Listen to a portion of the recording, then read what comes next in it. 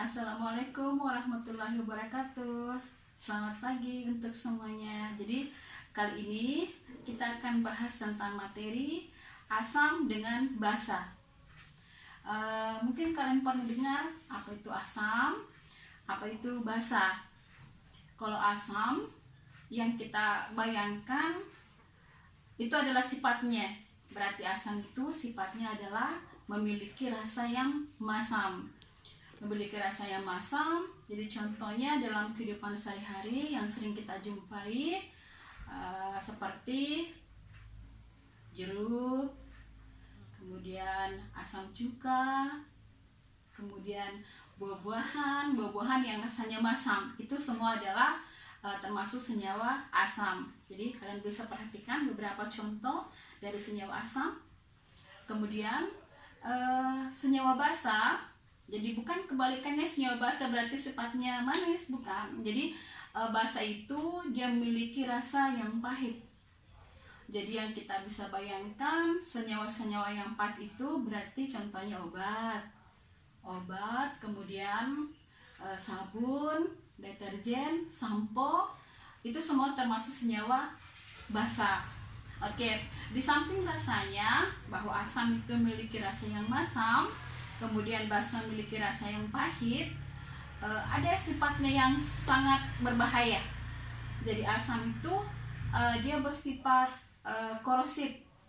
Jadi dia bisa merusak logam atau marmer, sedangkan basa bisa merusak jaringan kulit. Makanya biasa itu kalau misalnya yang alergi, yang sering mencuci pakai sabun, biasa gatal ya tangannya, itu merupakan salah satu sifat dari senyawa basa, yaitu adalah kaustik. Sehingga untuk mengenali asam dengan basa tidak boleh kita cicipi. Bagaimana caranya? Ada namanya indikator asam basa. Contoh indikator asam basa yang pertama adalah kertas lakmus. Jadi kertas lakmus yang mana? Perhatikan gambarnya. Jadi kertas lakmus yang mana? Jadi ada dua jenis ya, lakmus. Ada lakmus merah, kemudian ada lakmus biru. Lakmus merah ini dia memerahkan lakmus. Jadi lakmus merah itu pada senyawa asam dia memerahkan lakmus. Kemudian senyawa basa dia membirukan lakmus. Jadi kita siapkan dua kertas lakmusnya, kemudian kita celupkan ke dalam larutan yang kita menguji. Jika kedua-duanya, jadi lakmus merah menjadi merah, kemudian lakmus biru menjadi merah, berarti senyawanya adalah asam. Tetapi jika lakmus biru, kemudian lakmus merah menjadi biru, berarti senyawa adalah senyawa basa. Tetapi bagaimana jika tidak berubah? Jadi kalau tidak berubah berarti dia adalah senyawa netral. Penggunaannya ada di samping ya, kemudian di samping lakmus, di laboratorium itu kita bisa menggunakan indikator asam basa lainnya. Jadi ada indikator phenolphthalein, kemudian ada indikator metil merah, ada metil orange, ada brom timur biru. Bagaimana penggunaannya? Silakan diperhatikan. Kemudian dengan perubahan warnanya, jika dia berada pada larutan asam, larutan basa ataupun netral. Untuk di rumah, jadi bukan skala lab, kita bisa menentukan, mengidentifikasi asam dengan basa dengan menggunakan indikator alami. Indikator alami itu bisa kita peroleh dari umbi-umbian, bisa umbi-umbian yang berwarna, jadi bisa dari ubi ungu, kemudian bisa dari kunyit. Jadi semuanya kita haluskan, kita ambil sarinya, kemudian bisa kita ujikan ke dalam larutan asam atau basa.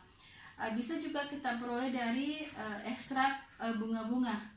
Ekstrak bunga, jadi bisa bunga kembang sepatu, pokoknya bunga-bunga yang warnanya terang. Jadi tinggal kita haluskan, kemudian kita ambilnya. Bisa diperhatikan demo dari teman-teman SMA 15 Bone, penggunaan indikator alami. Oke. Jadi kita harus siapkan 2 tabung. Yang satu berisi dengan asam, senyawa asam, yang satu berisi senyawa basa. Asamnya boleh kita ambil dari asam cuka, boleh. Kemudian basanya bisa kita ambil dari air kapur. Kita disiapkan 2 tempat, 2 gelas. Jadi asamnya tadi bisa dari cuka, kemudian basanya bisa dari air kapur atau senyawa basa lainnya ya. Ini yang gampang kalian dapat. Jadi kita masukkan tadi ekstra kunyitnya ke dalam 2 tempat ini. Jadi ekstra kunyit dimasukkan ke dalam cuka, kemudian yang satu dimasukkan ke dalam kapur. Jika dia memberikan warna yang berbeda, berarti itu bisa dijadikan indikator. Begitu juga dengan bunga ya.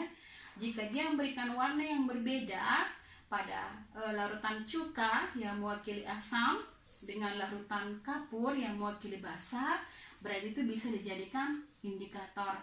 Tetapi jika misalnya memberikan warna yang hampir sama, berarti itu tidak bisa dijadikan indikator. Oke, sekira untuk hari ini sekian. Semoga bisa memberikan manfaat. Assalamualaikum warahmatullahi wabarakatuh.